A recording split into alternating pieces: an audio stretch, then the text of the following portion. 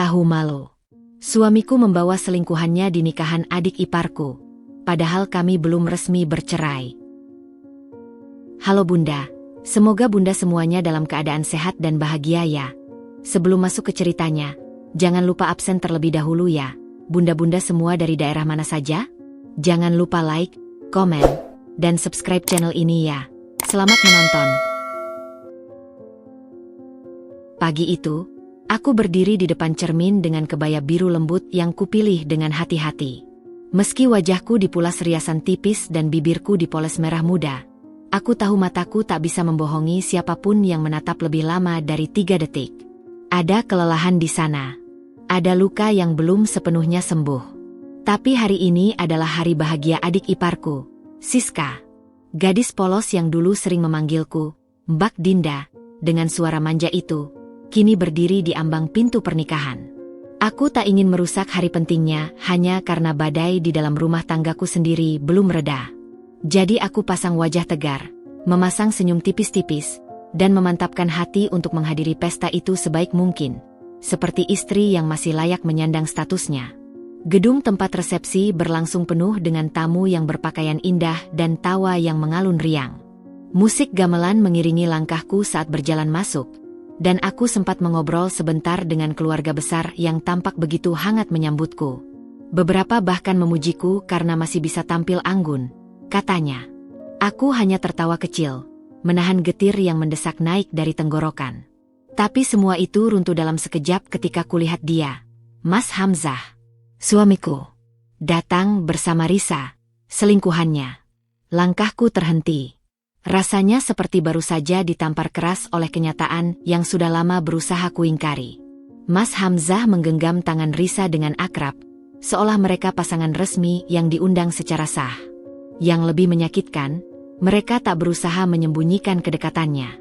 Risa menautkan lengannya di lengan suamiku dan tertawa lepas, bahkan mencium pipinya saat menyapa kerabat yang lain. Sekilas, pandangan kami bertemu. Dia tersenyum miring, bukan senyum malu atau permintaan maaf, tapi semacam kemenangan. Senyum seorang wanita yang tahu dia sedang menginjak-injak harga diriku, dan menikmati tiap detiknya. Tanganku mengepal di balik lipatan kain kebaya. Nafasku sesak. Aku bisa saja berlari ke arah mereka, membuat keributan, dan menampar wajah angkuh Risa di depan semua orang. Tapi saat kulihat Siska berdiri di pelaminan dengan gaun putih yang memesona dan mata berbinar penuh harap, aku tahu aku harus menahan diri. Hari ini bukan tentang aku. Ini hari bahagianya. Aku tidak boleh membiarkan pengkhianatan ini merusak satu-satunya pernikahan yang masih kupercaya bisa berhasil. Jadi aku memilih duduk di sudut ruangan, menundukkan kepala, dan menahan air mata yang mengambang di pelupuk. Tapi Tuhan tahu, rasanya seperti ditusuk berkali-kali. Mereka berjalan di antara meja-meja, menyapa dengan penuh percaya diri, sementara aku duduk diam, dijadikan tontonan tanpa diberi hak bersuara. Bahkan beberapa sepupu jauh yang tahu situasi kami hanya bisa melirikku dengan ekspresi simpati yang justru membuatku makin merasa seperti korban. Dan mungkin memang itu aku, korban dari cinta yang tak lagi dihargai, dari janji yang sudah lama dilanggar diam-diam. Aku menatap lantai dan berdoa dalam hati. Bukan untuk mereka bahagia, tidak. Aku berdoa agar Tuhan memberiku kekuatan untuk tetap berdiri hari ini, agar aku bisa memeluk Siska dan mengucapkan selamat tanpa suara tercekat. Karena besok mungkin aku tak akan bisa pura-pura kuat lagi. Malam setelah pernikahan Siska, aku pulang dengan langkah lunglai dan hati remuk yang tak bisa lagi kusembunyikan. Rumah yang dulu terasa hangat kini sunyi seperti kuburan. Aku duduk di ruang tamu, lampu remang-remang menggantung di langit-langit, menciptakan bayangan kelabu di dinding. Gelas teh yang kupeluk dengan 2 tangan sudah dingin sejak lama, tapi aku tetap menggenggamnya, seperti satu-satunya yang bisa kupegang malam itu. Mas Hamzah belum pulang. Dan untuk pertama kalinya, aku tidak berharap dia kembali. Namun ternyata, sekitar pukul 11 malam, suara pintu depan terbuka. Langkah kakinya terdengar malas, seperti tidak merasa bersalah sama sekali. Aku tetap duduk di tempat, tak menoleh, tak menyapa. Udara di antara kami menegang, dan aku tahu, malam ini aku tak bisa lagi diam. Aku sudah terlalu lama pura-pura buta, terlalu lama menahan amarah, dan terlalu sering memaafkan sesuatu yang bahkan tak pernah diakui. Apa kamu pikir aku nggak lihat kamu tadi datang sama wanita selingkuhanmu itu? Tanyaku pelan, tapi dingin. Tidak ada lagi air mata di suaraku, hanya kehampaan yang menusuk. Mas Hamzah diam sebentar. Lalu dia duduk di seberangku, menarik napas panjang seolah menyiapkan diri untuk sebuah pernyataan yang dia pikir bisa menyelesaikan semuanya. Dinda, aku capek. Aku nggak mau ribut soal ini sekarang, katanya, tanpa menatapku. Aku mendongak, menatap wajahnya yang begitu asing sekarang. Kamu selingkuh, Mas. Di depan keluargaku, di depan keluargamu sendiri. Di acara adikmu sendiri. Kamu nggak malu? Suaraku mulai naik, gemetar karena emosi yang tertahan. Dia menoleh dengan wajah datar. Aku udah nggak cinta lagi, Dinda. Sejujurnya, pernikahan ini cuma bertahan karena urusan saham dan warisan itu. Kamu tahu sendiri, perusahaan papa masih atas nama kita berdua. Kalimat itu seperti peluru. Dingin, tajam, tanpa rasa bersalah. Aku ingin tertawa, tapi tak ada suara yang keluar. Jadi selama ini, aku hanya dianggap rekan bisnis, istri hanya di atas kertas, supaya dia bisa tetap dapat bagian dari apa yang dulu dibangun keluargaku. Dan seakan belum cukup menyakitkan, saat tengah malam aku membuka ponselku, yang sempat tak kusentuh sejak sore, kutemukan pesan dari nomor tak dikenal. Kalimatnya pendek, tapi menampar jauh lebih keras dari kata-kata Mas Hamzah. Lebih baik mundur, Dinda. Dia sudah milikku. Risa. Aku terdiam. Lalu tiba-tiba, tubuhku gemetar. Jemariku mengepal begitu kuat sampai buku-buku jariku memutih. Wanita itu berani menyindirku secara langsung. Tanpa rasa takut, tanpa malu. Seolah aku ini cuma rintangan kecil di jalannya menuju kehidupan mewah bersama suamiku. Tangis akhirnya jatuh juga. Satu tetes, lalu dua, lalu deras, mengalir seperti bendungan jebol. Tapi bukan hanya karena sakit hati. Bukan. Malam itu, untuk pertama kalinya aku menangisi betapa bodohnya aku mempertahankan seseorang yang tidak lagi menganggapku manusia. Yang tega menyelingkuhiku dan bahkan membawa wanitanya ke acara keluarga. Dan saat kulirik wajah Mas Hamzah yang kini menunduk di hadapanku, aku tahu satu hal pasti. Aku tidak bisa lagi berharap dia kembali. Tapi aku juga belum akan pergi. Belum sekarang. Karena aku tahu, sebelum aku melepaskan semua ini, aku akan membuat mereka berdua merasakan luka yang setara dengan pengkhianatan yang mereka tanam malam ini. Pagi harinya, aku masih terduduk di sofa yang sama sejak malam tadi. Punggungku pegal, mataku sembab, dan kepala terasa berat seperti ditindih batu. Tapi aku belum bisa berdiri. Bukan karena lelah fisik, tubuh ini masih bisa digerakkan, tapi jiwaku seperti kosong. Rasa dikhianati masih menggantung pekat di udara. Aku pikir setelah pengakuan dingin Mas Hamzah dan pesan penuh penghinaan dari Risa, aku akan hancur dan menyerah. Tapi ternyata, ada semacam bara kecil yang mulai menyala. Bara yang tak lagi berasal dari cinta, tapi dari harga diri yang diinjak-injak. Saat aku hendak menuju kamar untuk mandi, ponselku berbunyi. Nama yang tertera di layar membuatku ragu menjawab, Siska. Adik iparku. Pengantin baru yang seharusnya sedang menikmati bulan madu, atau setidaknya masa-masa manis dengan suaminya. Aku tak ingin merusak kebahagiaannya dengan drama rumah tanggaku. Tapi rasa penasaran mengalahkan semuanya. Kak Dinda. Suara Siska terdengar pelan di ujung sana, seperti seseorang yang takut aku akan langsung memutus panggilan. Iya, Siska.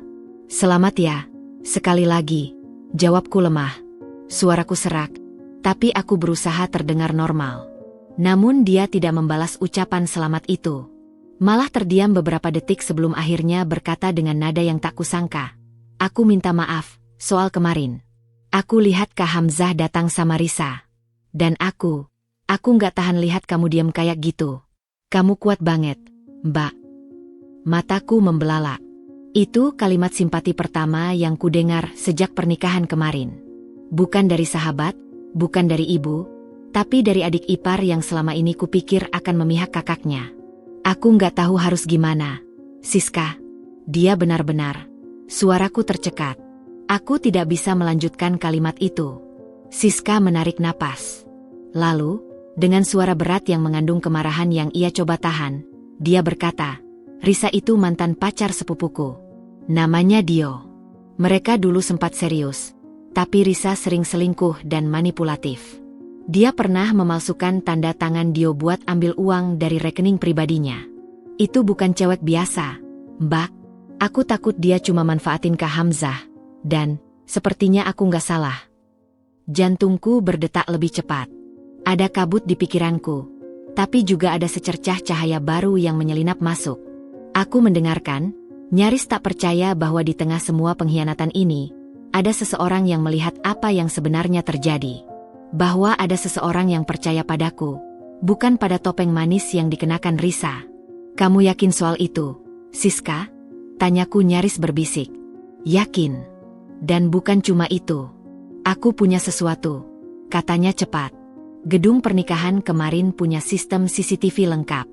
Aku minta rekamannya dari pihak pengelola. Alasan resminya sih buat dokumentasi tambahan. Tapi aku sengaja cari bagian parkiran belakang. Dan aku lihat, Kak Hamzah sama Risa datang dari arah yang sama, naik mobil yang sama, lalu sempat ganti baju bareng di mobil. Dan seminggu sebelumnya, mereka juga terekam masuk ke hotel dekat kantor lama Risa." Aku terduduk kembali. Rekaman. Bukti. Bukan sekadar perasaan atau tuduhan. Untuk pertama kalinya sejak semua ini bermula, aku merasa punya kekuatan. Siska mengirimkan video itu malam harinya. 3 file kecil. Tapi berat rasanya saat aku menontonnya. Di layar, aku melihat dengan mata kepala sendiri bagaimana Hamzah merapikan rambut Risa sebelum mereka keluar dari mobil. Lalu Risa mencium pipinya sebelum masuk gedung. Semua itu terjadi hanya beberapa langkah dari tempat keluargaku berdiri. Seketika, ada rasa panas menjalar di tubuhku. Tapi kali ini bukan dari luka, melainkan dari keberanian yang mulai tumbuh. Aku tahu, ini baru permulaan. Sakitku belum selesai, dan permainannya baru saja dimulai. Tapi malam itu, sambil memutar rekaman untuk kelima kalinya, aku menyadari satu hal penting. Aku tidak lagi sendirian. Awalnya aku pikir semuanya akan mulai membaik setelah mendapatkan rekaman itu.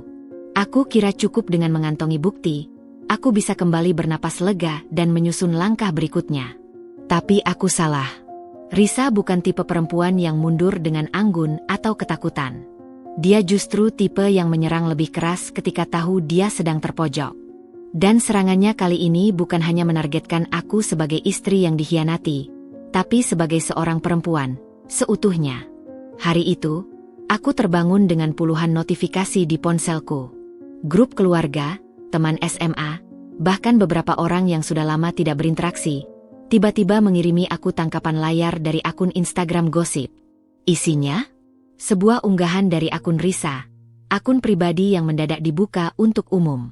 Di sana dia menuliskan cerita panjang, yang dikemas seolah sebagai curhat tulus tentang perempuan yang terlalu posesif, tidak subur, dan memaksakan pernikahan tanpa cinta. Kadang, laki-laki selingkuh bukan karena dia jahat, tapi karena dia tidak lagi dihargai di rumah.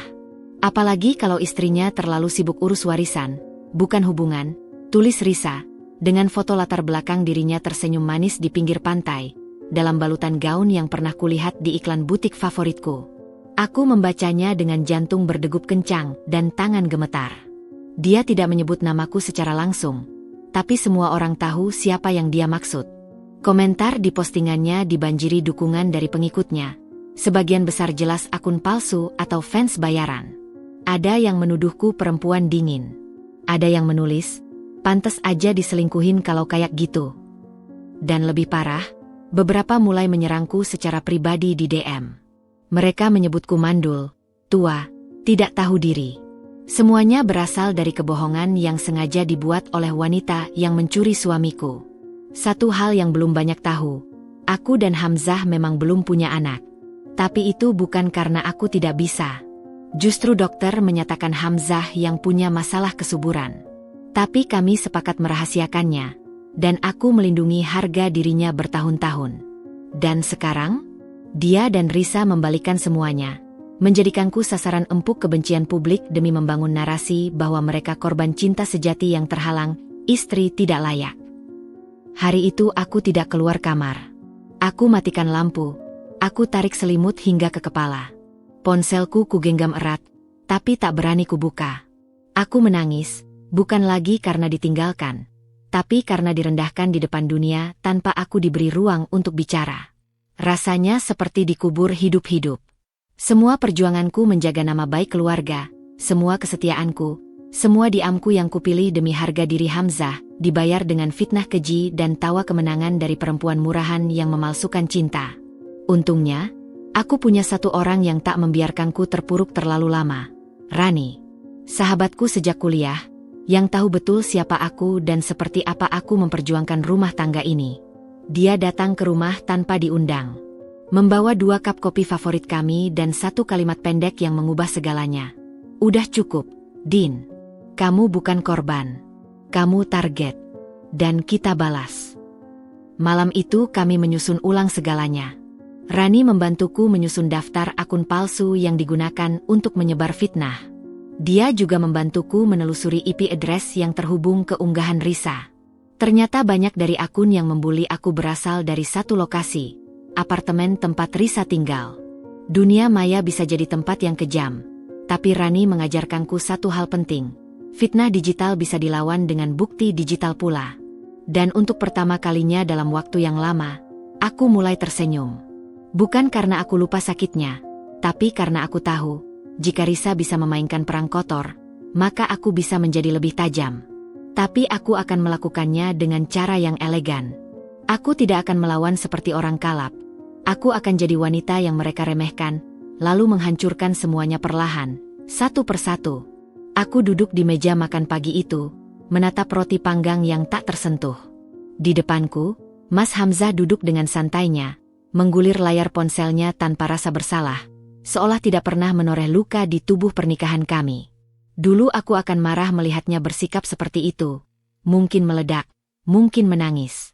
Tapi sekarang, aku hanya menatapnya datar, dengan diam yang mulai berubah bentuk menjadi strategi. Ada yang berubah dalam diriku sejak malam ketika Rani datang. Aku sadar, kalau aku ingin menang, aku harus tetap berada di medan perang. Dan itu berarti satu hal, aku tidak boleh pergi. Belum sekarang. Aku membuat keputusan, pura-pura bodoh. Aku akan menjadi istri yang tampak pasrah, yang kelihatannya menyerah dengan keadaan. Aku tidak akan menggugat cerai dulu, meski dia mungkin sudah tak sabar menyingkirkanku.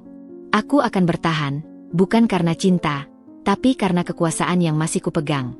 Dan karena saham perusahaan yang selama ini aku dan almarhum ayahku bangun bersama, yang sebagian besar masih atas namaku. Selama belum ada surat cerai resmi, dia tidak bisa menuntut bagian apapun. Dan aku tahu, itulah satu-satunya alasan kenapa dia belum meninggalkanku. Aku udah capek, Mas, kataku pagi itu, pura-pura lelah. Kalau kamu mau jalanin hubunganmu sama Risa, silakan. Aku nggak akan ganggu. Dia mendongak dari ponselnya, agak terkejut. Sejenak matanya menyipit, mencoba membaca apakah aku serius atau sekadar jebakan. Tapi aku belajar dari Risa, kalau ingin menang, kau harus bisa akting. Dan aku berakting dengan sangat baik. Jadi kamu mau kita pisah baik-baik? Tanyanya perlahan. Aku tersenyum, pura-pura letih. Nanti, setelah warisan dan pembagian saham selesai. Aku cuma nggak mau ribut di tengah proses itu. Toh kamu juga butuh waktu, kan? Dia mengangguk pelan, bahkan tersenyum kecil. Dalam pikirannya, aku sudah kalah. Tapi yang dia tidak tahu, setiap senyuman yang aku pasang sejak hari itu adalah senjata. Aku mulai menyusun semuanya. Rapi, hati-hati, dan diam-diam. Aku menyewa detektif swasta, orang yang biasa menangani kasus perselingkuhan dan korupsi keluarga. Rani mengenalkannya padaku.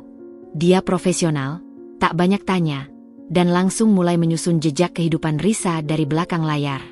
Semakin aku menggali, semakin kotor semuanya. Risa ternyata bukan hanya pembohong yang pandai bersandiwara, tapi juga wanita yang penuh perhitungan. Dia pernah menikah dengan pria parubaya, pengusaha kecil yang kemudian bangkrut karena dicurangi. Dalam waktu kurang dari 2 tahun, pria itu kehilangan aset, bisnis, dan harga diri. Nama mantan suami itu ada dalam laporan detektifku, lengkap dengan dokumen-dokumen yang menunjukkan bahwa Risa memalsukan kontrak, menjual aset pribadi atas nama si pria, lalu kabur begitu semua hancur. Sementara itu, aku kembali menjalani peran sebagai istri rumah tangga di mata dunia. Hadir di acara keluarga, mengunggah foto-foto netral di media sosial, dan bahkan memasak sarapan untuk Hamzah beberapa kali. Semua demi mempertahankan ilusi yang membuatku tetap punya posisi. Tapi di balik itu, aku juga diam-diam mengalihkan beberapa aset pribadi, memblokir akses Hamzah dari rekening-rekening lama, dan menyiapkan pengacara yang akan menjadi pelindungku saat waktunya tiba. Ini bukan tentang sekadar balas dendam, ini tentang bertahan hidup dan menang. Aku tahu Hamzah sudah bukan suami yang bisa kupercaya, tapi dia masih terlalu naif. Dia pikir aku adalah Dinda yang dulu, yang diam, yang patuh, yang tidak akan pernah melawan. Dan aku sengaja membiarkannya berpikir seperti itu. Karena di balik tatapan lesu dan senyum lembut yang kuberikan, aku sedang menunggu hari di mana aku bisa menarik semuanya sekaligus. Kepercayaan, reputasi, dan apapun yang mereka pikir bisa mereka rebut dariku. Permainan sudah dimulai. Dan kali ini, aku yang memegang pion-pionnya. Hari itu hujan turun sejak pagi, seolah langit ikut meratapi rumah tangga yang hampir runtuh ini. Tapi di dalam ruang kerja kecilku, bukan kesedihan yang mengisi udara, melainkan kegugupan dan rasa penasaran yang mulai berubah menjadi semacam gairah perang. Detektif bayaran yang kusewa, Pak Roni, datang dengan setumpuk berkas dan satu flash disk. Wajahnya serius, lebih tegang dari biasanya. "Ibu harus siap," katanya pelan. Wanita itu bukan cuma pelakor biasa. Ini lebih dalam dari yang saya perkirakan. Aku mengambil napas panjang sebelum membuka berkas pertama. Di sana tertulis nama asli Risa, bukan Risa Anjani seperti yang ia perkenalkan selama ini, melainkan Rizka Maharani, dan nama itu terhubung kedua kasus hukum 5 tahun lalu, penipuan kontrak bisnis fiktif dan pemalsuan identitas di sebuah perusahaan ekspedisi. Semuanya tidak sampai ke ranah hukum karena korban saat itu memilih mencabut laporan. Salah satu dari korban tersebut adalah mantan suaminya. Saat membaca kronologi kejadian itu, tanganku mengepal tanpa sadar. Risa mendekati pria itu, seorang duda mapan yang memiliki 1 anak. Dalam waktu 6 bulan, ia berhasil masuk ke dalam hidupnya, mengambil alih administrasi keuangan, lalu menjual satu persatu aset milik pria itu atas nama pinjaman bisnis. Semua dana itu tidak pernah kembali. Ketika si pria bangkrut dan jatuh sakit, Risa menghilang, dan muncul setahun kemudian, dengan nama berbeda, wajah sedikit berubah, dan gaya hidup mewah hasil manipulasi. Aku memutar flash disk yang berisi rekaman video lama. Salah satunya adalah wawancara tidak resmi dengan mantan suami Risa, yang kini hidup sederhana di luar kota. "Saya nggak butuh balas dendam," katanya dalam rekaman itu. "Tapi kalau ada orang lain yang jadi korbannya, saya siap jadi saksi." Video itu membuat dadaku terasa sesak sekaligus panas. Ini bukan lagi urusan cinta segitiga. Ini tentang seorang predator yang berkeliaran bebas dengan wajah cantik dan senyum menawan, sambil menghancurkan siapapun yang bisa memberinya keuntungan. Dan sekarang, Risa sedang bermain peran sebagai pasangan sah dari suamiku. Semua data itu kuserahkan pada pengacaraku untuk disimpan dan diamankan. Kami tahu, langkah selanjutnya bukan menyerang secara frontal. Aku harus membiarkan Risa dan Hamzah berpikir bahwa mereka sedang unggul. Biarkan mereka tenggelam dalam keyakinan palsu, bahwa aku sudah menyerah dan tinggal menunggu waktu untuk diceraikan dengan elegan. Padahal setiap detik yang mereka buang untuk menikmati permainan ini, aku gunakan untuk mengunci semua jalur mereka keluar. Yang paling menyakitkan dari semua temuan itu adalah kenyataan bahwa Hamzah kemungkinan besar tahu sebagian sisi gelap Risa, tapi memilih menutup mata. Detektifku menemukan bukti bahwa Hamzah pernah menerima laporan dari temannya di kantor mengenai riwayat buruk Risa. Tapi dia tetap bersikeras mempertahankan wanita itu. Kenapa? Karena Risa menjanjikan sesuatu yang tidak kumiliki. Bukan cinta, tapi kebebasan. Kebebasan dari ikatan warisan, nama baik keluarga, dan peran sebagai suami dari perempuan yang lebih kuat darinya. Risa membuatnya merasa berkuasa, meski semua itu palsu. Dan Hamzah, dengan ego rapuhnya, memakan umpan itu bulat-bulat. Malamnya aku duduk sendiri di balkon, memandangi rintik hujan yang masih tersisa. Untuk pertama kalinya aku tak merasa sendiri. Aku tahu siapa musuhku, aku tahu senjatanya, dan sekarang aku mulai tahu kelemahannya. Risa bukan perempuan cerdas, dia hanya nekat. Dan Hamzah bukan pria yang kuat, dia hanya rakus. Dan mereka berdua tidak akan pernah menduga bahwa perempuan yang mereka rendahkan ini akan jadi bumerang yang menghancurkan segalanya. Malam itu, sambil menyeruput teh panas, aku hanya berkata dalam hati, permainanmu sudah hampir selesai, Risa. Kali ini, kamu memilih lawan yang salah. Aku masih ingat ekspresi Mas Hamzah ketika melihat layar ponselnya sore itu. Tangannya yang tiba-tiba berhenti di udara, wajahnya yang pucat, lalu tatapan panik yang berusaha ia sembunyikan dengan pura-pura tenang. Tapi aku tahu, dalam pikirannya sudah terjadi ledakan besar. Dan aku adalah pemantik apinya. Ya, aku yang menyebar tangkapan layar percakapan mesra antara dia dan Risa ke grup keluarga besar. Grup WhatsApp yang selama ini penuh dengan foto makanan, undangan arisan, dan doa pagi. Kini, grup itu berubah menjadi ladang perang yang tak bisa ia hindari. Aku tidak hanya mengirimkan satu screenshot, tapi 3. Satu dari chat mereka ketika Risa mengeluh karena masih harus bersandiwara di hadapan Dinda. Satu lagi ketika Hamzah memanggil Risa dengan sebutan, istriku masa depan, lengkap dengan emoji hati. Dan yang terakhir, yang paling telak, adalah foto selfie mereka berdua di kamar hotel, dengan tanggal dan lokasi tercantum jelas di atas gambar. Foto itu diambil seminggu sebelum pernikahan Siska. Dan grup keluarga sontak meledak. Ibunya Hamzah langsung menelepon berkali-kali. Aku tidak mengangkat. Biarkan dia bertanya langsung ke anak kesayangannya. Biarkan semua wajah topeng itu runtuh satu persatu. Tak butuh waktu lama sampai aku mendengar dari Siska bahwa Hamzah dipanggil pulang mendadak oleh ibunya. Siska, yang diam-diam berada di pihakku, hanya mengirim pesan pendek. Bagus. Rumah mama kayak medan interogasi sekarang.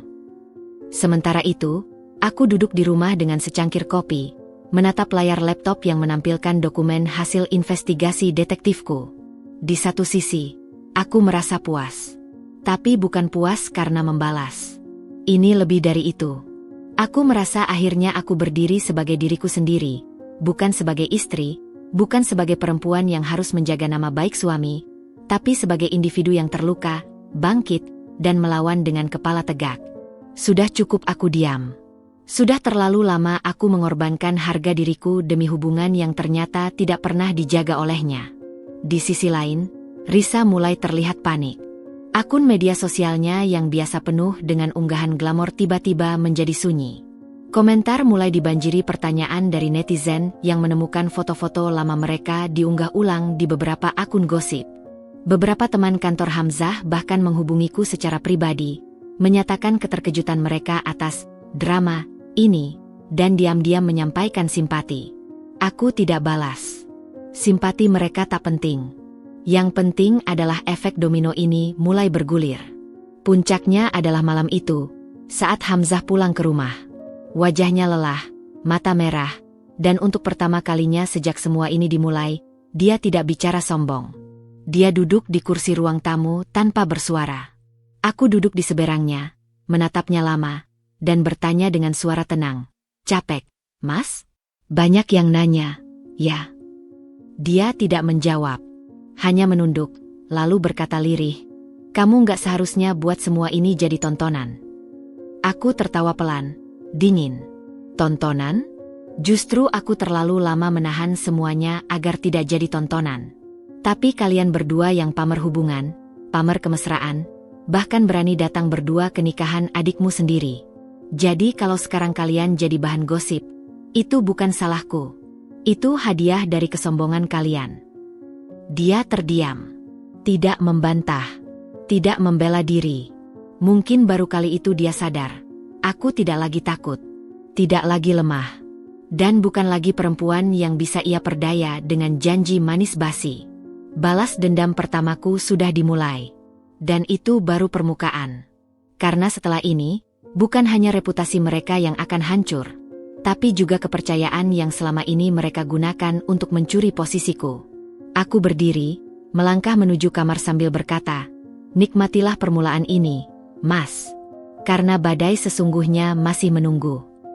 Sudah hampir seminggu sejak percakapan di ruang tamu itu, dan sejak saat itu, Hamzah lebih banyak mengurung diri di kamar kerja atau keluar rumah dengan alasan, ada urusan kantor. Tapi aku tahu dia tidak bekerja sebanyak itu. Wajahnya tidak menunjukkan produktivitas, melainkan kebingungan yang mulai membusuk. Setiap kali matanya bertemu dengan mataku, dia seperti sedang menatap bayangannya sendiri dalam cermin retak, penuh rasa malu dan sesal yang terlambat datang. Siska memberiku kabar terbaru. Ia melihat Risa di sebuah kafe, duduk berdua dengan seorang pria yang bukan Hamzah. Pria itu, menurut deskripsi Siska, sangat mirip dengan mantan pacar Risa yang dulu sempat viral di media sosial karena kasus penggelapan dana. Ketika Siska mendekat untuk menyapa, Risa buru-buru pergi. Foto tangkapan jarak jauh yang dikirim Siska memperlihatkan Risa tertawa. Tawa yang tidak pernah terlihat saat bersama Hamzah. Aku menyimpan foto itu, tidak buru-buru menggunakannya. Biarkan informasi itu menunggu waktu yang paling menyakitkan untuk dibuka. Sementara itu, Hamzah mulai merasakan getaran yang tidak biasa dari Risa. Dulu, Risa selalu merespons pesannya cepat, manja, penuh kode rindu. Sekarang, Risa mulai sering telat membalas, lebih cuek, dan sekali waktu malah menyindirnya secara halus. Aku tahu itu bukan hal besar bagi orang biasa. Tapi untuk orang seperti Hamzah, yang selalu ingin dipuja, perubahan sikap itu menyiksa. Apalagi ketika ia mulai merasakan bahwa ketergantungannya pada Risa, secara emosional dan bahkan finansial, mulai membuatnya terjebak dalam jerat yang ia buat sendiri. Beberapa malam kemudian, aku mendengar pintu kamar kerjanya terbuka pelan. Aku sedang membaca buku di ruang tengah ketika dia duduk di depanku, membawa secangkir kopi yang tidak pernah dia tawarkan padaku selama beberapa bulan terakhir. "Kamu yakin gak salah kirim, waktu itu?" tanyanya tiba-tiba. Matanya tidak menatap langsung padaku. Aku tahu dia bicara tentang kiriman tangkapan layar ke grup keluarga. Aku menatapnya sebentar, lalu kembali ke bukuku. "Apa kamu lebih berharap aku kirim ke media?" Jawabku tenang. Dia tertunduk. Diam lama. Aku bisa melihat dengan jelas, ego Hamzah sedang runtuh sedikit demi sedikit. Tapi dia terlalu keras kepala untuk mengakui bahwa dia salah. Terlalu takut untuk mengatakan bahwa dia telah memilih jalan yang salah. Dan terlalu malu untuk kembali pada istri yang selama ini ia anggap beban. Tapi kenyataan mulai mengguncang pondasi palsu yang ia bangun bersama Risa. Rasa nyaman yang semula ia rasakan kini berubah menjadi kecurigaan, kecanggungan, dan ketakutan. Beberapa hari kemudian, aku menemukan ponsel Hamzah tertinggal di meja makan. Layarnya menyala, menampilkan pesan dari Risa. "Kita harus hati-hati. Aku nggak mau rencana kita gagal cuma karena kamu masih mikirin perasaan." Aku tidak membuka pesan itu lebih lanjut. Tidak perlu. Kalimat itu sudah cukup menunjukkan bahwa Risa mulai menyusun agenda sendiri. Dan Hamzah, lagi-lagi, tidak sadar bahwa dia bukan pasangan, tapi pion dalam rencana itu. Malam itu, Hamzah duduk termenung di balkon. Aku membiarkannya. Aku tahu pikirannya penuh, tentang reputasinya yang jatuh, tentang keluarga yang mulai menjauh, dan tentang seorang wanita yang ia pikir akan menjadi penyelamat, tapi justru menariknya lebih dalam ke jurang. Tapi sesal yang datang sekarang sudah terlalu telat. Luka yang kubawa bukan hanya retak, tapi sudah hancur dan mulai sembuh dengan cara yang tidak akan pernah mengizinkannya kembali. Dan meski mulutnya belum mengaku, sorot matanya sudah kalah. Dia sadar. Tapi semua itu tak akan pernah cukup untuk membalikkan keadaan. Awalnya aku mengira Risa akan menghilang pelan-pelan, seperti tikus yang kabur saat lampu dinyalakan. Tapi rupanya aku salah besar. Wanita itu bukan tipe yang mundur dengan elegan. Sebaliknya, dia melawan dengan cara paling licik yang bisa dibayangkan. Pagi itu, aku menerima amplop coklat tanpa nama pengirim, diselipkan di bawah pintu rumah. Di dalamnya ada cetakan foto-foto yang diedit kasar. Foto yang menyamarkanku dalam situasi-situasi intim, di tempat yang bahkan belum pernah kudatangi. Salah satu foto menunjukkan aku berpelukan dengan pria asing di sebuah hotel. Wajahku jelas, tapi tubuhnya, manipulasi digital yang buruk. Tapi cukup untuk membuat orang awam tertipu. Beberapa jam kemudian, aku mendapat pesan WhatsApp dari nomor tak dikenal. Tanda tangani surat cerai, atau foto-foto ini akan tersebar ke publik. Pesannya singkat, tapi nadanya penuh ancaman. Aku tidak perlu menebak siapa pengirimnya. Cara licik seperti ini hanya milik satu orang. Risa. Aku gemetar. Bukan karena takut. Tapi karena muak.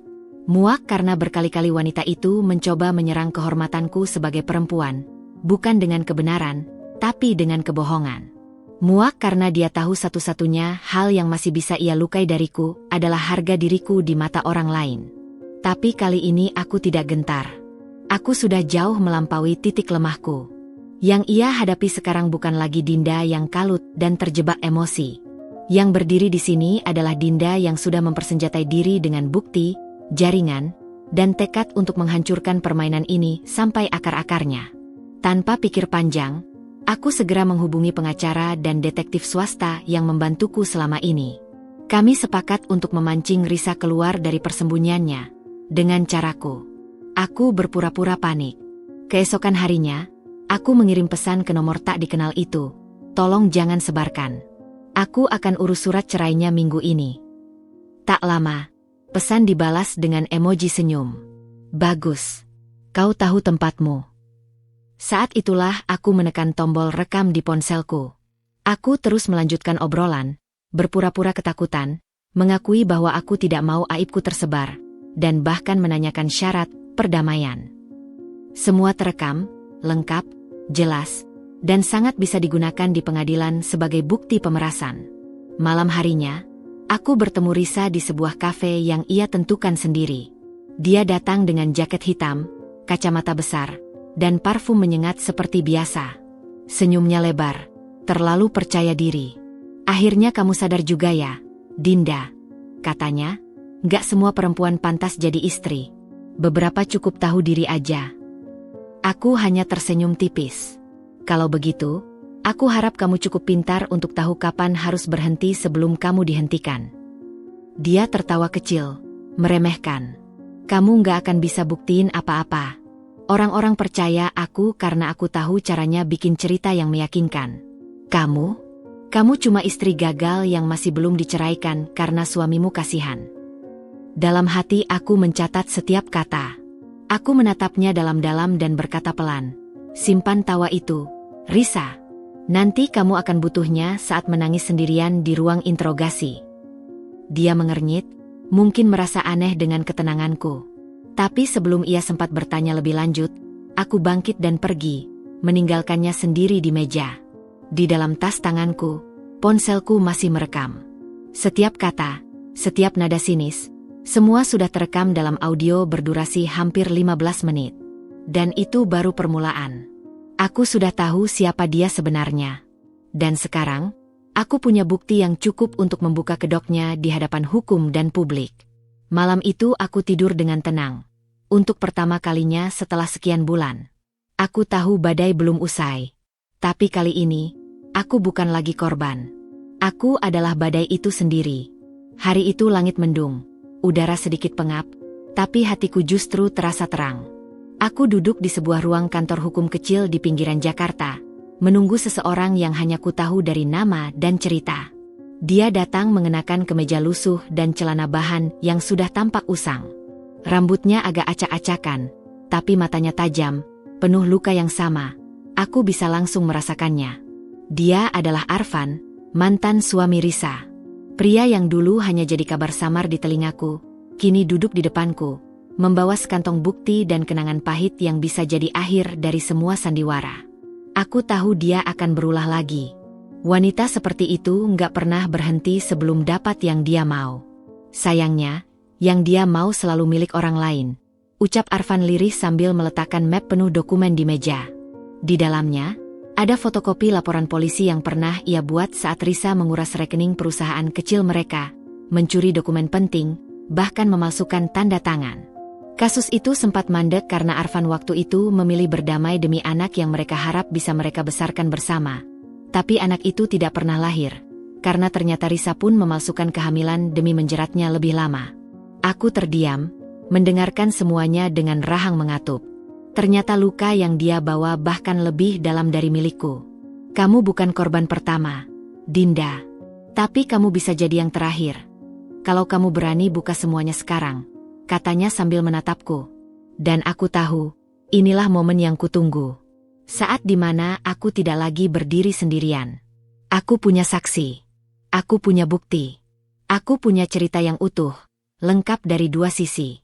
Dan lebih dari segalanya, aku punya keberanian yang tumbuh dari kehancuran. Setelah pertemuan itu, aku segera menyerahkan semua bukti ke pengacaraku. Kami menyusun kronologi kejadian dari awal. Dari masuknya Risa ke hidupku lewat hubungan gelap dengan Hamzah, pengaruhnya terhadap keputusan bisnis Hamzah, pemerasannya padaku, hingga bukti dari masa lalunya bersama Arfan. Perlahan, puzzle besar itu mulai terbentuk, dan gambarnya sangat jelas. Risa adalah penipu profesional. Wanita yang menyamar sebagai cinta, lalu merampas hidup korbannya satu persatu. Tidak lama setelah itu, aku mendapat kabar bahwa laporan resmi atas nama Arfan sudah dibuka kembali. Kepolisian memanggil Risa untuk klarifikasi, tapi dia menghindar. Dan seperti semua pengecut yang mulai kehilangan pijakan, Risa mulai gelisah. Media sosialnya kembali aktif, tapi kali ini isinya seperti pembelaan panik. Ia menulis status panjang yang menuduhku membalas dendam secara tidak adil, menyebut Arfan sebagai mantan suami Abu Sife, bahkan menyindir bahwa wanita yang tidak bisa mempertahankan suami seharusnya tidak sibuk menghakimi wanita lain. Tapi yang tidak ia sadari, kali ini tidak ada lagi yang membelanya. Beberapa komentar mulai berbalik, mempertanyakan keaslian ceritanya.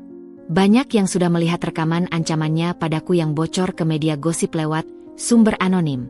Tentu saja aku tahu siapa sumbernya. Risa panik, dan di balik layar, aku tahu dia mulai menekan Hamzah. Tapi Hamzah, yang kini mulai tenggelam dalam masalah hukum dan bisnis, tidak lagi bisa jadi perisainya. Aku menyeringai pelan saat mendapat pesan suara terakhir dari Risa. Suaranya gemetar, penuh amarah tapi tak lagi percaya diri. Kamu pikir kamu menang ya, Dinda? Kamu pikir dunia bakal berpihak ke kamu? Dunia ini milik orang licik, bukan orang lemah kayak kamu. Aku mendengarkannya berulang kali, bukan karena takut, tapi karena puas. Karena untuk pertama kalinya, Risa tidak terdengar seperti wanita yang memegang kendali. Dia terdengar seperti seseorang yang sedang kehilangan semuanya. Dan itu baru awal dari karma. Sudah beberapa minggu sejak aku mengirimkan semua bukti tentang kebohongan Risa ke Hamzah, dan meskipun aku berharap ada perubahan, kenyataannya dia malah semakin terperosok. Masih ada harapan kecil dalam diriku bahwa dia akan menyadari kesalahannya, tapi aku mulai meragukan itu. Hamzah tidak pernah menjadi orang yang bisa melihat jauh ke depan. Dia hanya melihat apa yang ada di depannya, dan sekarang, yang ada di depannya hanyalah reruntuhan dari kebohongan yang dia bangun bersama Risa. Namun yang lebih mengejutkan, reruntuhan itu mulai mengancam hidupnya secara langsung. Sore itu, Hamzah pulang ke rumah dengan ekspresi cemas yang tak pernah kulihat sebelumnya. Wajahnya lebih tua, lebih kusam, dan tubuhnya tampak semakin kurus. Sebuah gambaran nyata dari stres yang melilitnya. Dia duduk di kursi depan, menatapku dengan mata yang tak mampu lagi menyembunyikan kebingungan dan rasa takut. Dinda, aku nggak tahu apa yang harus aku lakukan, katanya pelan, suara serak seolah-olah ia baru saja menangis. Aku tidak menjawab. Aku hanya memandangnya dengan dingin. Sebenarnya aku tidak peduli. Tidak ada rasa kasihan dalam diriku untuk pria ini lagi. Apa yang terjadi, Mas? Aku akhirnya berbicara, suaraku datar, tanpa emosi. Kamu baru sadar sekarang? Setelah semua yang terjadi. Dia menghela napas panjang, mencoba untuk mengontrol dirinya. Ada masalah besar di perusahaan. Sepertinya ada laporan ke pihak pajak. Mereka mulai memeriksa catatan keuangan kami, dan ada beberapa dokumen yang hilang. Aku nggak tahu siapa yang menyebarkan informasi ini, tapi aku yakin ini terkait dengan laporan anonim yang masuk. Dan sekarang, aku sedang diambang dipecat dari jabatan direksi. Aku tidak bisa menahan senyum tipis yang muncul di bibirku. Hamzah terjepit, dan aku tahu, itu adalah hasil dari keserakahan dan ketidakpeduliannya terhadap orang-orang yang selama ini ada di sekitarnya. Sebelumnya, dia sibuk memikirkan dirinya sendiri, memanfaatkan orang lain untuk keuntungan pribadi. Sekarang, semua itu berbalik padanya. Aku tahu, semua ini adalah karma yang sudah lama ia cegah datang. Dan sekarang, karma itu datang dengan membawa segalanya. Ini karena Risa, kan? Aku bertanya lagi, meski aku sudah tahu jawabannya. Kamu percaya padanya, mengabaikan semuanya demi dia, dan sekarang kamu harus menanggung semuanya. Hamzah terdiam. Matanya menunduk, dan aku bisa melihat ketegangan di tubuhnya. Dia tahu aku benar. Semua yang terjadi adalah akibat dari pilihan-pilihan buruknya, mempercayai Risa tanpa berpikir panjang, menunda perceraian karena alasan yang tidak jelas, dan mengabaikan kewajibannya sebagai suami dan pemimpin di rumah tangga ini. Sekarang, dia tidak hanya kehilangan aku, tetapi juga karir dan stabilitas keuangan yang selama ini dia banggakan. Dinda, tolong, aku butuh bantuanmu. Kalau aku kehilangan posisi ini, aku akan kehilangan segalanya. Aku nggak tahu apa yang harus aku lakukan. Suaranya mulai terdengar putus asa. Aku hanya diam sejenak, menatapnya tajam. Di hatiku, ada perasaan yang sulit dijelaskan. Dulu, aku pernah mencintainya. Tapi sekarang, yang ada hanya rasa kecewa yang mendalam. Kamu tahu apa yang harus kamu lakukan, Mas? Semua masalah ini datang karena kamu memilih jalan yang salah.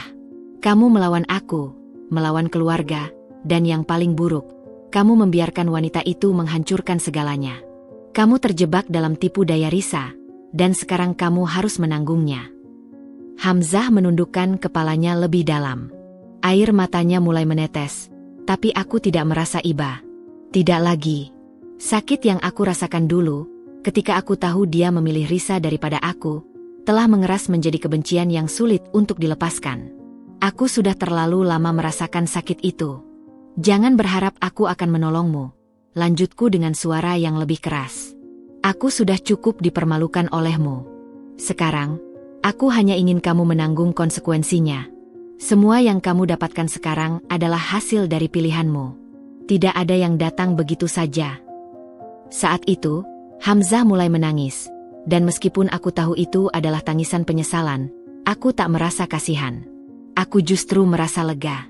Akhirnya, dia merasakan apa yang aku rasakan selama ini, keterbatasan, keputusasaan, dan pengkhianatan. Dunia yang dulu dia hancurkan dengan kebohongannya kini runtuh, dan dia tidak bisa berbuat apa-apa lagi untuk mengubahnya. Aku berdiri dari kursi dan berjalan menuju pintu. Sebelum aku keluar, aku berhenti sejenak dan berbalik menatap Hamzah yang terkulai di kursi. Aku sudah cukup, Mas. Jika kamu benar-benar ingin menebus semuanya, berhadapanlah dengan konsekuensinya. Jika kamu ingin hidupmu kembali, kamu harus mulai dengan menghancurkan kebohonganmu sendiri. Tanpa menunggu jawaban, aku melangkah pergi, meninggalkan pria yang dulu aku panggil suami. Di luar, udara terasa lebih segar. Aku tahu karma mulai menghinggapinya, dan kini, saatnya aku memulai babak baru dalam hidupku. Beberapa hari setelah percakapan terakhir dengan Hamzah, aku merasakan sebuah ketenangan yang sulit dijelaskan. Tidak ada lagi perasaan terperangkap dalam kebohongan atau kebingungan tentang apa yang akan terjadi selanjutnya. Namun, satu hal yang pasti, Risa masih ada di luar sana, berusaha untuk tetap memegang kendali atas hidupku dan Hamzah. Aku tahu itu hanya masalah waktu sebelum semua kebohongannya terungkap. Dan waktu itu semakin dekat. Pagi itu, aku menerima pesan dari pengacara yang menangani kasus Arfan, mantan suami Risa. Dia menginformasikan bahwa mereka telah berhasil melacak dokumen yang hilang, dokumen yang dulu digunakan Risa untuk memanipulasi dan menipu perusahaan milik Arfan. Dokumen itu bukan hanya sekadar bukti penipuan biasa, tetapi juga bukti bahwa Risa terlibat dalam berbagai aktivitas ilegal yang bahkan melibatkan penggelapan dana. Arfan, yang selama ini terdiam, akhirnya memutuskan untuk melawan. Dan dia tahu, dengan bukti ini, Risa tak akan bisa lagi lolos begitu saja. Aku duduk di meja, memandangi layar ponselku yang menunjukkan laporan penuh detail tentang apa yang Risa lakukan dalam perusahaannya bersama Arfan. Hati aku berdetak kencang, bukan karena takut, tapi karena perasaan aneh, sebuah kepuasan yang sulit dijelaskan. Aku tahu, inilah saat yang tepat untuk mengakhiri semuanya. Untuk sekali ini, bukan aku yang menjadi korban. Aku yang akan membawa kebenaran ke permukaan, dan semuanya akan terbuka dengan cara yang tidak bisa diputarbalikan. Aku segera menghubungi detektif yang selama ini membantu mengumpulkan bukti-bukti tentang hubungan gelap Hamzah dan Risa. Kita perlu bertindak sekarang, kataku dengan suara yang tegas. Kirim semua bukti yang kita punya ke kantor polisi. Jangan biarkan ada satu jejak pun yang terlewat. Tak lama setelah itu, laporan resmi yang mengungkapkan kebohongan Risa mulai menyebar. Media sosial dipenuhi dengan cerita tentang betapa liciknya Risa selama ini. Di antara banyaknya artikel yang beredar, ada sebuah wawancara dengan Arfan, mantan suami Risa, yang menceritakan dengan rinci bagaimana Risa merusak hidupnya, menghancurkan perusahaannya, dan bahkan memalsukan dokumen untuk menutupi jejaknya. Semua ini menjadi bola salju yang semakin membesar, tak bisa dihentikan. Risa tidak hanya kehilangan kontrol atas ceritanya, tetapi juga mulai kehilangan semua yang dia banggakan.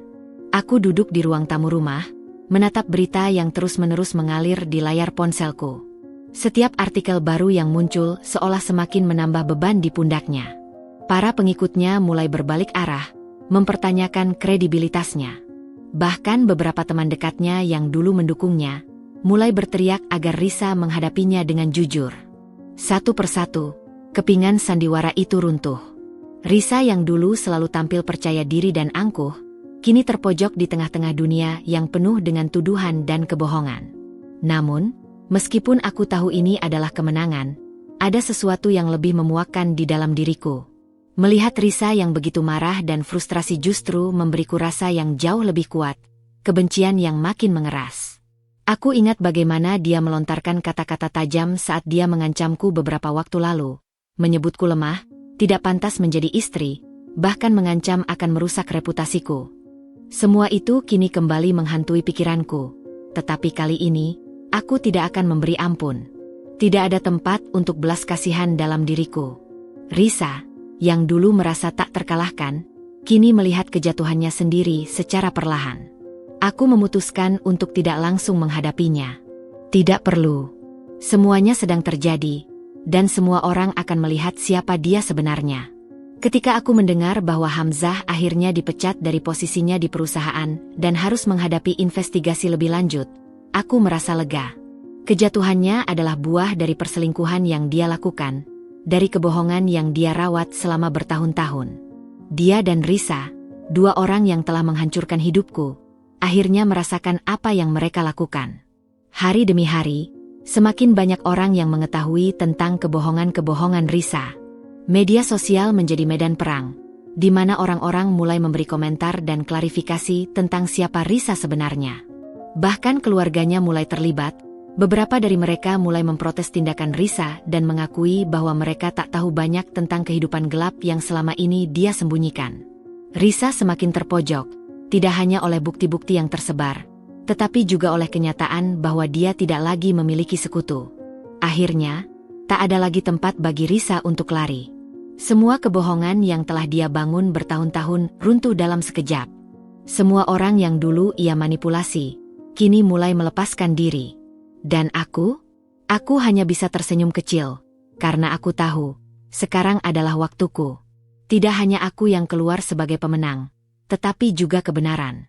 Kebenaran yang akhirnya terungkap, lebih kuat dari segala fitnah dan kebohongan yang pernah dia sebar. Semua yang selama ini aku tahan akhirnya meledak. Tidak hanya dalam hati, tetapi dalam tindakan nyata. Setelah berbulan-bulan hidup dalam bayang-bayang kebohongan, saat itu tiba. Saat yang sudah lama aku nantikan. Risa dan Hamzah sudah terlalu lama bermain dengan perasaan dan hidupku, dan aku tahu saatnya untuk mengakhiri semuanya. Aku tidak lagi merasa takut atau ragu. Aku bukan lagi wanita yang terpojok, yang hanya bisa menunggu nasib. Aku sudah cukup menderita, dan sekarang, saatnya mereka merasakannya. Setelah beberapa hari melihat bagaimana media sosial mulai bergejolak dengan berita tentang kebohongan Risa, aku menyadari satu hal. Dunia ini haus akan kebenaran. Selama ini, mereka hanya melihat versi yang diceritakan oleh orang-orang yang punya kekuasaan untuk memanipulasi narasi. Aku, Dinda, yang dulu hanya bisa merenung dalam kesedihan, sekarang berdiri tegak dengan kekuatan baru. Aku sudah mengumpulkan bukti yang cukup kuat untuk menumbangkan semuanya. Dan aku tahu, jika aku tidak bertindak sekarang, aku akan kehilangan kesempatan untuk mengubah hidupku selamanya. Aku memutuskan untuk menggelar konferensi pers, bukan hanya untuk membersihkan namaku, tetapi juga untuk menuntut keadilan atas semua yang mereka lakukan padaku. Saat itu, aku menghubungi agen media dan pengacara untuk mempersiapkan segalanya. Semua bukti yang telah terkumpul, pesan-pesan dari Risa yang penuh sindiran, rekaman percakapan antara Hamzah dan Risa, bahkan dokumen-dokumen yang mengungkapkan penipuan Risa, semuanya akan kutampilkan di hadapan publik. Semua orang akan melihat siapa mereka sebenarnya. Hari yang ditunggu-tunggu pun tiba. Aku mengenakan setelan formal berwarna hitam yang membuatku merasa lebih kuat. Itu bukan hanya pakaian. Itu adalah simbol dari perubahanku, simbol dari tekadku untuk menuntut keadilan. Ketika aku melangkah ke depan podium, rasanya seperti seluruh dunia menonton. Seluruh keluarga besar, teman-teman, bahkan wartawan yang selama ini hanya mendengarkan cerita dari satu sisi, sekarang berkumpul di ruangan itu. Aku melihat beberapa wajah yang familiar. Hamzah, yang tampak gelisah di antara kerumunan. Risa, yang berusaha menyembunyikan kegugupannya dengan senyum palsu. Dan beberapa anggota keluarganya yang masih tampak bingung, tidak tahu siapa yang harus mereka bela. Aku mulai berbicara. Suaraku terasa tegas dan jelas. Setiap kata yang keluar dari mulutku terasa seperti keputusan yang aku buat sendiri, tanpa campur tangan siapapun. Hari ini saya berdiri di sini bukan hanya untuk membela diri saya, tetapi juga untuk membela kebenaran. Selama ini saya dihancurkan oleh kebohongan, dipermalukan di hadapan keluarga, teman, dan orang-orang yang saya percayai. Saya dilabeli sebagai wanita posesif, mandul, dan bahkan dihina sebagai orang yang tidak berharga. Semua itu karena satu orang, Risa. Dan karena satu pria, suami saya, Hamzah. Aku melihat Hamzah yang duduk di bangku paling depan, wajahnya semakin pucat. Risa, di sisi lain, tampaknya berusaha menyembunyikan ketakutannya dengan senyum yang semakin kaku. Namun, aku tahu mereka tidak bisa lagi lari. Semua bukti yang selama ini kupendam dalam diam kini aku paparkan di depan mata mereka. Aku mengeluarkan layar proyektor yang menampilkan screenshot pesan-pesan yang dikirim oleh Risa, yang dengan sengaja mengolok-olokku dan memprovokasi Hamzah untuk meninggalkanku. Setiap kalimat yang muncul di layar membuat suasana menjadi semakin mencekam. Kalian tahu, saya tidak pernah menginginkan hal ini. Saya tidak ingin membongkar aib rumah tangga saya ke publik. Tetapi apa yang telah kalian lakukan pada saya, lebih dari sekadar kebohongan biasa. Kalian merusak hidup saya, menghancurkan hati saya, dan yang paling buruk, kalian membiarkan keluarga saya, teman-teman saya, hidup dalam kebohongan yang kalian sebar. Risa, kamu bukan hanya menghancurkan saya, tapi juga menghancurkan semua orang yang peduli padaku. Dan Hamzah, kamu memilih untuk mendukung kebohongan ini. Kamu membiarkan semuanya terjadi, dan sekarang, kamu harus bertanggung jawab. Wartawan mulai sibuk mencatat, beberapa mulai mengajukan pertanyaan, tapi aku hanya melanjutkan.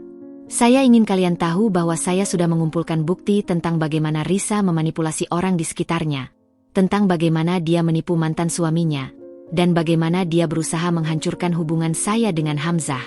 Dan saya juga ingin kalian tahu bahwa saya sudah meminta Arfan, mantan suami Risa, untuk memberikan kesaksian tentang penipuan yang dilakukan oleh Risa. Semua ini bukan hanya sekedar fitnah. Ini adalah kenyataan yang tak terbantahkan. Aku berhenti sejenak, memberi waktu bagi semua orang untuk mencerna apa yang baru saja aku ungkapkan. Suasana di ruangan itu mulai berubah, dari yang tadinya penuh ketegangan menjadi keheningan yang menghantui. Aku melihat ekspresi Risa yang mulai terlihat panik, matanya berkilat-kilat, mencoba menahan diri agar tidak terbongkar lebih jauh. Hamzah, yang dulu selalu tampak tenang dan percaya diri, kini terlihat kecut. Seolah-olah dia baru saja dihantam badai besar yang tidak bisa ia hadapi. Apa yang kalian lakukan pada saya, sudah cukup. Tapi saya di sini untuk menunjukkan bahwa tidak ada yang bisa melarikan diri dari kebenaran. Kalian mungkin berpikir kalian bisa mengatur semuanya, mengendalikan apa yang orang lain lihat. Tapi aku, Dinda, bukan lagi wanita yang takut pada kalian. Aku adalah wanita yang tahu haknya. Dan kalian akan membayar semua yang telah kalian lakukan. Risa mencoba berbicara, tapi kata-katanya hanya terdengar seperti jeritan putus asa. Kalian tidak bisa begitu saja menghancurkan hidup saya, katanya, suaranya gemetar. Semua ini tidak benar. Namun, aku sudah siap dengan semua bukti yang lebih kuat dari kata-kata kosongnya. Semua orang di sini sudah mendengar cukup. Saya tidak akan membiarkan kalian lolos begitu saja. Saat itu, media sosial mulai dipenuhi dengan video konferensi pers yang aku gelar. Rekaman suara ancaman dari Risa yang dulu kuperoleh, kini menjadi viral. Semua bukti yang aku paparkan langsung membalikan arah narasi yang selama ini dibangun oleh Risa dan Hamzah. Mereka kini tidak lagi menjadi korban. Mereka yang sebenarnya adalah pelaku. Aku menatap mereka satu terakhir kali, dan akhirnya berkata, "Aku sudah selesai dengan kalian." Hari itu, kehidupan mereka benar-benar berubah. Semua yang selama ini mereka sembunyikan akhirnya terungkap, dan aku akhirnya bisa merasakan kedamaian yang selama ini aku cari. Tetapi ini bukan akhir. Ini adalah awal dari babak baru dalam hidupku. Seminggu setelah konferensi pers yang mengungkap semua kebohongan Risa dan Hamzah, hidupku mulai terasa seperti beban yang terangkat. Di satu sisi, aku merasa lega karena akhirnya bisa membongkar segalanya di depan publik. Namun di sisi lain, aku tahu ini baru permulaan. Risa dan Hamzah mungkin sudah terguncang, tapi aku tahu, tidak ada yang akan lebih memuaskan bagiku selain memastikan bahwa perceraian ini benar-benar menjadi kemenangan terakhir atas semua yang mereka lakukan. Aku masih ingat bagaimana Hamzah, setelah konferensi pers itu, mencoba menghubungiku berkali-kali. Awalnya, dia mengirim pesan-pesan permintaan maaf yang tampak sangat tulus. Namun aku bisa merasakan ada sesuatu yang tidak ikhlas dalam setiap kata yang dia tulis. Dia tidak mengakui kesalahannya sepenuhnya, hanya berusaha membuatku merasa kasihan. Dia tahu bahwa posisinya kini tidak lagi kuat. Dia sudah kehilangan segalanya, keluarganya, reputasinya, bahkan posisinya di perusahaan. Dalam pikiranku, aku sudah tidak bisa lagi memaafkannya. Semua yang telah dia lakukan terlalu besar untuk sekadar dilupakan. Satu pagi, aku menerima telepon dari pengacaraku yang memberitahukan bahwa Hamzah dan Risa akhirnya meminta pertemuan untuk membahas perceraian. Aku merasa tak terkejut. Mereka pasti tahu bahwa ini adalah satu-satunya jalan keluar yang bisa mereka pilih. Namun, meskipun aku telah mengetahui ini akan datang, perasaan yang kuhadapi tetap kuat. Rasa marah, kecewa, dan sedikit rasa puas bercampur aduk. Aku menginginkan ini selesai dengan cara yang benar, dengan perceraian yang bukan hanya resmi, tetapi juga adil. Hari pertemuan itu tiba, dan aku mempersiapkan diri sebaik mungkin. Aku mengenakan pakaian yang membuatku merasa percaya diri, sebuah gaun hitam yang sederhana, namun elegan. Pakaian itu adalah simbol dari kekuatan dan ketegasan yang aku miliki sekarang. Saat aku memasuki ruang pertemuan, aku bisa melihat Hamzah yang tampak tertekan. Dia duduk di kursi, tampak cemas dengan tatapan yang tidak berani menatap mataku langsung. Risa duduk di sebelahnya, tampak lebih tenang, meskipun aku bisa merasakan ketegangan yang mengelilinginya. Mereka berdua tidak bisa lagi berpura-pura. "Aku tahu kamu berdua ingin ini selesai," kataku dengan suara yang mantap. "Tapi aku ingin kalian mengerti bahwa tidak ada yang bisa mengubah fakta yang sudah terungkap. Aku tidak akan membiarkan kalian memanipulasi atau mengelabui siapapun lagi. Terutama aku." Hamzah menghela napas panjang, seolah sudah tahu apa yang akan datang.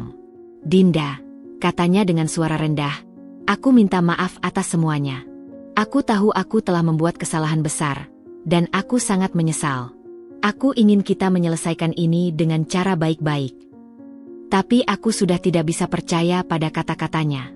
"Kamu tahu, Hamzah," jawabku dengan tenang, "kata-kata tidak akan mengubah apa yang sudah kamu lakukan. Aku sudah memutuskan. Aku ingin perceraian ini selesai, dan aku tidak akan berkompromi." Aku menatapnya, memastikan bahwa dia memahami apa yang kutuju. "Aku tidak akan menuntut harta lebih, Hamzah. Tapi aku ingin semua yang menjadi hakku tetap menjadi milikku. Rumah, saham perusahaan, semua itu tetap menjadi hakku. Dan aku tidak ingin ada lagi manipulasi setelah ini.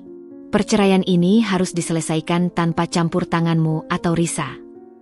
Risa yang duduk di samping Hamzah mulai membuka mulut, berusaha untuk ikut campur. "Tapi Dinda," katanya, "itu tidak adil. Hamzah dan aku sudah memiliki rencana untuk masa depan. Kamu tidak bisa begitu saja mengambil semua itu." Aku menatapnya dengan tatapan tajam. "Risa, Kamu sudah cukup mengganggu hidupku. Kamu pikir kamu bisa mendapatkan apa yang kamu inginkan dengan merusak orang lain? Tidak. Hamzah bukan hanya suamiku. Dia juga seorang yang memiliki tanggung jawab besar terhadap keluarganya dan perusahaan. Jika kamu terus mengganggu ini, kamu hanya akan semakin terperangkap dalam kebohonganmu sendiri. Risa hanya bisa diam, tak lagi punya kata-kata untuk membela dirinya. Aku tahu dia sangat terkejut. Mungkin tak menyangka bahwa aku akan berbicara dengan begitu tegas dan langsung. Selama ini, dia selalu berusaha mendominasi dengan cara-cara halus yang manipulatif. Tapi kali ini, dia tidak bisa lagi berbuat apa-apa. Aku menyalakan kekuatanku sendiri, menghadapinya tanpa rasa takut, tanpa rasa ragu. Setelah percakapan yang tegang itu, pengacara mulai menyusun dokumen-dokumen perceraian yang akan segera ditandatangani. Hamzah, meskipun dengan wajah penuh penyesalan, akhirnya menandatangani semuanya. Perceraian ini akan selesai, dan aku tidak akan menuntut lebih dari yang menjadi hakku. Aku tahu, bagi Hamzah, ini adalah akhir dari segalanya. Tapi bagi aku, ini adalah awal baru. Aku merasa begitu lega, seperti ada beban berat yang terangkat dari pundakku. Selesai sudah. Semua yang selama ini mengikatku dalam hubungan yang penuh kebohongan dan pengkhianatan kini resmi berakhir. Risa dan Hamzah mungkin bisa melanjutkan hidup mereka, tapi aku tahu mereka tidak akan pernah mendapatkan apa yang mereka inginkan. Mereka sudah terjebak dalam permainan mereka sendiri, dan aku keluar sebagai pemenang. Keesokan harinya, aku mengurus semua dokumen dan memindahkan segala hak atas rumah dan saham perusahaan ke namaku. Tidak ada lagi keraguan dalam diriku. Aku tahu, ini bukan hanya tentang uang atau harta. Ini adalah tentang harga diri, tentang menjaga prinsip, dan tentang tidak membiarkan siapapun merusak hidupku lagi. Aku memilih untuk melangkah maju, tanpa mereka di sampingku. Hari itu aku pulang ke rumah dengan perasaan yang berbeda. Rumah yang dulu penuh dengan kebohongan dan rasa sakit kini terasa seperti tempat yang aman. Aku menatap sekeliling dengan perasaan damai, dan aku tahu bahwa meskipun perjalanan ini panjang dan penuh penderitaan, aku akhirnya bisa menemukan kedamaian. Perceraian ini bukan sekadar kemenangan hukum, tetapi kemenangan atas diriku sendiri. Aku telah membuktikan bahwa aku bisa bangkit, dan bahwa hidupku berharga lebih dari sekadar apa yang orang lain coba ambil dariku. Aku menyadari satu hal penting. Ini adalah awal dari hidup yang baru, hidup yang penuh dengan kemungkinan yang tak terbatas. Dan aku, Dinda, akan menghadapinya dengan kepala tegak, tanpa lagi terbelenggu oleh masa lalu. Setelah perceraian yang memuaskan itu, hidupku terasa lebih ringan, lebih lapang, seakan semua beban yang selama ini menekan dadaku sudah terlepas. Aku tidak hanya mendapatkan kebebasan dari pernikahanku yang penuh kebohongan, tetapi juga dari semua hal yang pernah menghancurkan hatiku. Satu-satunya hal yang kini masih mengusik pikiranku adalah Risa. Wanita itu, meskipun sudah kehilangan Hamzah dan reputasinya, masih terasa seperti ancaman yang belum sepenuhnya lenyap. Aku tahu, karma itu akan datang, tetapi aku juga sadar bahwa karma tidak selalu datang dengan cepat. Namun, aku sudah tidak sabar untuk menyaksikan kejatuhannya. Aku tahu, waktunya akan tiba. Minggu-minggu setelah perceraian, aku memfokuskan diri untuk melanjutkan hidup, mengembangkan bisnis yang sudah aku mulai sebelumnya, dan memulihkan diri dari trauma yang aku alami. Tetapi, entah bagaimana, setiap kali aku melihat Risa atau mendengar namanya, rasa marah dan penyesalan selalu kembali. Dia yang dulu selalu berusaha mengendalikan hidupku, dan sekarang, meskipun tampak terlihat tenang, aku tahu bahwa Risa tidak bisa melarikan diri dari apa yang telah ia lakukan. Aku bisa merasakan getaran ketidaknyamanan di dalam diriku, seperti ada sesuatu yang menunggu untuk meledak. Suatu pagi, aku menerima pesan dari Arfan, mantan suami Risa, yang beberapa kali sudah menghubungiku sejak perceraian. Dia adalah salah satu orang yang paling tahu tentang kebusukan Risa. Arfan mengirimkan dokumen-dokumen yang selama ini dia simpan, dokumen yang membuktikan betapa besar penipuan yang dilakukan Risa terhadapnya. Dokumen tersebut mencakup berbagai transaksi mencurigakan, tanda tangan palsu, dan bahkan rekaman percakapan yang menunjukkan betapa Risa telah menipu dirinya untuk mendapatkan harta miliknya. Arfan mengaku sudah lama ingin membongkar semuanya, tapi tak tahu bagaimana caranya. Kini, setelah mengetahui apa yang telah dilakukan Risa padaku, Dia merasa ini adalah saat yang tepat untuk mengungkapkan semuanya ke publik. Aku tahu ini adalah momen yang tepat. Risa, yang dulu selalu merasa tak terkalahkan, pasti tidak akan siap menghadapi kenyataan bahwa masa lalunya akan terungkap ke seluruh dunia. Aku memutuskan untuk menggunakan kesempatan ini sebaik-baiknya, tapi dengan cara yang tak terduga. Aku ingin menjatuhkan Risa dengan cara yang paling menghancurkan bagi dirinya, bukan hanya secara publik, tetapi juga dengan menggoyahkan posisinya yang dibangun di atas kebohongan. Hari itu aku mengadakan pertemuan dengan pengacaraku. Kami membahas langkah-langkah yang akan diambil untuk memastikan bahwa Risa tidak bisa lagi melarikan diri dari masa lalu kelamnya. Pengacara menyarankan agar aku mengajukan gugatan hukum atas penipuan dan pemerasan, tapi aku merasa bahwa publikasi adalah langkah yang lebih cepat dan lebih menghancurkan bagi reputasinya. Semua bukti yang ada di tangan Arfan, ditambah dengan rekaman ancaman dari Risa yang sudah aku simpan, akan menjadi senjata yang sangat kuat. Dengan keputusan itu, aku segera mengatur agar konferensi pers kedua diadakan. Aku tahu, ini akan membuat Risa panik. Dan aku benar-benar ingin melihat bagaimana dia bereaksi saat seluruh dunia mengetahui siapa dirinya sebenarnya. Aku ingin semua orang yang pernah memandangnya sebagai wanita yang sukses dan berkelas tahu betapa busuknya dia di dalam. Semua yang selama ini dia lakukan, mulai dari manipulasi hingga penipuan, kini akan dibeberkan di hadapan publik. Hari konferensi pers itu, aku duduk dengan tenang, mempersiapkan diriku untuk momen yang paling ditunggu-tunggu.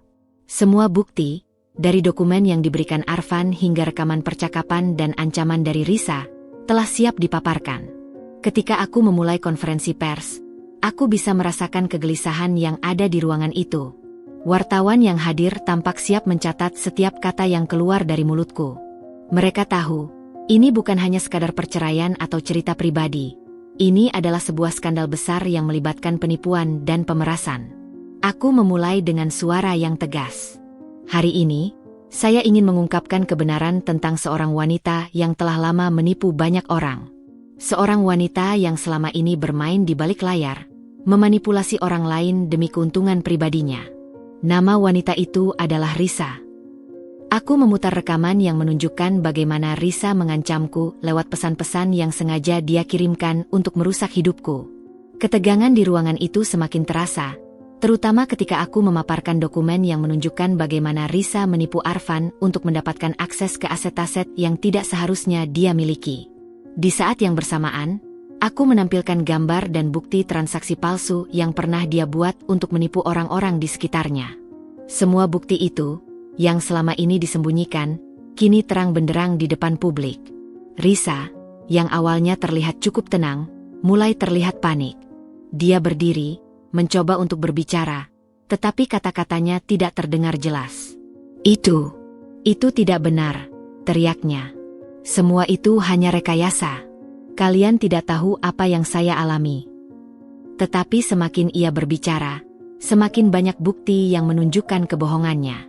Semua orang mulai menyadari bahwa selama ini mereka telah dibodohi. Aku tidak memberikan kesempatan untuk dia membela diri. Kamu pikir kamu bisa lolos dengan kebohongan dan manipulasi, Risa? Kataku dengan penuh keyakinan. Semua orang di sini sekarang tahu siapa kamu sebenarnya. Dan sekarang, tidak ada yang bisa melarikan diri dari kebenaran. Tak lama setelah itu, berita tentang pengungkapan Risa menyebar ke seluruh media. Kasus penipuan dan pemerasan yang dia lakukan selama bertahun-tahun akhirnya terbongkar. Tidak hanya keluarga dan teman-teman dekatnya yang terkejut, tetapi juga banyak orang yang selama ini menaruh kepercayaan padanya. Semua orang yang pernah dibodohi oleh Risa kini mulai melihat sisi gelap yang selama ini ia sembunyikan. Risa akhirnya dijerat dengan berbagai dakwaan terkait penipuan dan pemerasan. Bahkan, mantan suami Risa, Arfan, yang sempat terpojok dalam kebohongan-kebohongan yang dia buat, kini menjadi saksi yang sangat berharga dalam kasus ini. Semua orang yang pernah mendukung Risa mulai menarik diri, menyadari bahwa mereka telah tertipu oleh wanita yang selama ini mereka anggap sebagai sosok yang kuat dan berkelas. Namun, pada akhirnya, kebenaran tidak bisa disembunyikan selamanya. Aku merasa lega melihat Risa akhirnya menerima akibat dari perbuatannya. Semua yang dia lakukan untuk merusak hidupku, kini berbalik menjadi bumerang yang menghancurkan dirinya sendiri. Karma memang tidak datang dengan cepat, tetapi ketika itu datang, itu akan menghancurkan segala sesuatu yang dibangun di atas kebohongan. Aku bisa melihatnya sekarang. Bagaimana Risa akhirnya jatuh. Ini adalah karma yang pantas dia terima. Dan aku tahu bahwa dengan kejadian ini, hidupku akan terus berjalan maju. Tidak ada lagi ruang bagi orang seperti Risa untuk mengganggu jalanku. Aku sudah bebas, dan dunia akan melihat siapa yang benar-benar pantas mendapatkan kebahagiaan. 2 tahun berlalu sejak hari di mana hidupku terasa hancur dan penuh kebohongan. 2 tahun yang mengajarkanku banyak hal, terutama tentang kekuatan yang aku miliki untuk bangkit dan menjalani hidup dengan cara yang benar. Saat itu, aku merasa seperti dunia berputar terlalu cepat, dan aku terhanyut dalam perasaan sakit dan kehilangan yang dalam. Tapi sekarang, aku melihat kembali perjalanan panjang ini, dan aku menyadari bahwa semuanya, meskipun menyakitkan, telah membentuk diriku menjadi seseorang yang lebih kuat dan lebih tahu apa yang benar-benar aku inginkan dalam hidup. Aku memutuskan untuk sepenuhnya fokus pada diriku sendiri, pada kesejahteraan batiniku, dan pada impian-impian yang selama ini sempat terlupakan. Bisnis yang aku bangun dengan penuh tekad semakin berkembang. Semua kerja keras dan pengorbanan yang aku lakukan selama ini akhirnya membuahkan hasil. Tidak hanya itu, aku merasa semakin yakin bahwa aku mampu mengendalikan hidupku tanpa perlu bergantung pada orang lain. Aku tidak lagi membutuhkan Hamzah atau siapapun untuk merasa lengkap. Aku sudah cukup dengan diriku sendiri. Hari-hari di mana aku duduk di ruang kantor, menyusun strategi untuk mengembangkan bisnis yang semakin besar, menjadi momen yang paling aku nikmati. Aku merasa diberdayakan oleh kesuksesan yang aku raih. Aku bahkan mulai mempekerjakan beberapa orang berbakat yang bisa aku percayai, dan bersama mereka, aku merasa semakin yakin bahwa masa depanku akan jauh lebih cerah daripada yang pernah aku bayangkan. Aku belajar bahwa kesuksesan bukan hanya tentang uang atau status, tetapi tentang rasa bangga pada diri sendiri karena telah melalui segala rintangan dengan kepala tegak. Namun, hidupku tidak hanya berfokus pada karir semata. Aku juga belajar untuk membuka hatiku kembali. Tidak lama setelah aku mulai menemukan kedamaian dalam diriku, aku bertemu dengan seseorang yang tidak pernah aku duga akan datang. Seorang pria bernama Reza, seorang pengusaha muda yang memiliki pemikiran yang sangat mirip denganku. Kami bertemu dalam sebuah acara bisnis, dan dalam beberapa percakapan yang tak terduga, aku mulai merasa koneksi yang kuat. Reza tidak hanya cerdas dan penuh ambisi, tetapi juga memiliki kelembutan hati yang membuatku merasa aman. Kami berbicara tentang banyak hal, mulai dari mimpi kami yang sama dalam dunia bisnis hingga cara kami mengatasi tantangan hidup. Aku bisa merasakan bagaimana perasaan itu berkembang perlahan, seperti bunga yang mekar di musim semi. Tidak seperti Hamzah, yang hanya datang dengan janji-janji palsu dan manipulasi. Reza adalah sosok yang hadir tanpa embel-embel dan pura-pura. Dia menghargai aku sebagai individu, bukan sebagai bagian dari sebuah permainan atau alat untuk mencapai tujuannya. Dengan Reza, aku merasa bisa menjadi diri sendiri, tanpa perlu berpura-pura atau merasa takut akan penilaian orang lain. Tetapi meskipun aku mulai membuka hati kembali, aku tetap tahu bahwa perjalanan ini tidak mudah. Ada banyak kenangan yang masih menghantuiku, kenangan tentang pengkhianatan, tentang rasa sakit yang datang dari orang yang seharusnya mencintaiku, dan tentang perasaan hampa yang pernah menyelimuti hidupku. Namun, aku sudah belajar untuk tidak lagi membiarkan masa lalu itu mengendalikan masa depanku. Aku menyadari bahwa kehidupan ini adalah tentang memilih jalan mana yang ingin aku tuju, dan aku memilih untuk berjalan maju, meninggalkan segala beban yang tidak perlu. Di sisi lain, karma telah datang untuk Hamzah dan Risa. Hamzah yang dulu terlihat begitu penuh percaya diri kini hanyalah bayangan dari dirinya yang dulu. Bisnisnya ambruk, dan dia terpaksa menjalani kehidupan yang jauh lebih sederhana dari yang pernah dia bayangkan. Risa, di sisi lain, kini sedang berjuang melawan masalah hukum yang datang akibat penipuan dan manipulasi yang dia lakukan. Tidak ada lagi senyum kemenangan di wajah mereka. Semua yang mereka banggakan dulu kini telah runtuh, dan mereka harus menghadapi kenyataan bahwa tindakan mereka akhirnya membawa kehancuran bagi diri mereka sendiri. Aku bisa merasakan kedamaian dalam hatiku melihat mereka terjatuh. Meskipun aku tidak lagi memiliki keinginan untuk membalas mereka secara langsung, kenyataan bahwa mereka mendapat apa yang mereka layak dapatkan sudah cukup bagiku. Itu adalah bukti bahwa karma tidak pernah keliru. Semua yang mereka lakukan untuk menghancurkanku akhirnya berbalik pada mereka. Dan aku, yang dulu merasa rapuh dan hancur, kini merasa lebih kuat dari sebelumnya. Namun, meskipun aku merasa puas dengan keadilan yang datang kepada mereka, aku tahu bahwa hidupku bukan hanya tentang balas dendam atau melihat orang lain jatuh. Aku memilih untuk melanjutkan hidupku dengan cara yang lebih baik, dengan fokus pada kebahagiaan dan pencapaian pribadi. Aku menemukan kebahagiaan dalam hal-hal kecil, dalam menjalani hari-hari dengan damai dan menikmati setiap detik yang ada. Aku tahu bahwa perjalanan ini belum berakhir, tetapi aku sudah siap menghadapi apapun yang akan datang. Reza ada di sampingku, dan bersama-sama kami akan menjalani kehidupan yang penuh dengan impian dan pencapaian. Aku tidak lagi terikat pada masa lalu, dan aku tidak akan membiarkan apapun menghentikan langkahku. Aku tahu bahwa kebahagiaan sejati datang dari dalam diri, dan aku sudah menemukannya di dalam diriku sendiri. Ini adalah hidupku, dan aku akhirnya bisa berkata, tanpa ragu, bahwa aku lebih bahagia tanpa mereka.